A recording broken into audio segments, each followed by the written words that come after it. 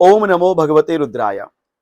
पितृपक्ष में 7 सितंबर से लेकर 21 सितंबर तक चलने वाले इस पितृपक्ष में आप अपने पितरों के निमित्त यदि यह 4 कार्य कर लेते हैं, 4 कार्यों में से चौथा कार्य तो इतना सरल और इतना श्रेष्ठ कार्य है, बस करने मात्र से ही आपके पितरों की प्रसन्नता होगी। घर में अनेक प्रकार के यदि कोई भी पैतृक दोष हैं, पितृ दोष हैं, तो उन समस्त दोषों का निराकरण अवश्यमेव होगा। तो प्रथम कार्य आपको क्या करना चाहिए? पितृपक्ष में नित्य तर्पण करना चाहिए।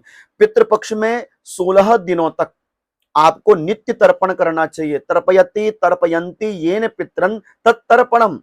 इसलिए पितृपक्ष में नित्य तर्पण करें। तर्पण करने से आपके पितृ तृप्त होते हैं। दूसरा, पितृपक्ष में पीपल के वृक्ष में नित्य जलार्पण करें।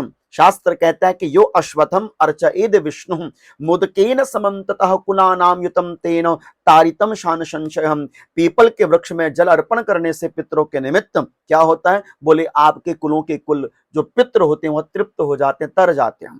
तीसरा कार्य, श्राद्ध पक्ष में आपको नित्य गौ माता को गौग्रास देना चाहिए। शुद्ध गौग्रास बनाकर थोड़ा तिल लगाकर गौ माता को गौग्रास देने से गौ माता की अनंत कृपा और पितरों की भी अनंत कृपा प्राप्त होती है, क्योंकि गौ सेवा से पितृजन अत्यंत प्रसन्न होते हैं।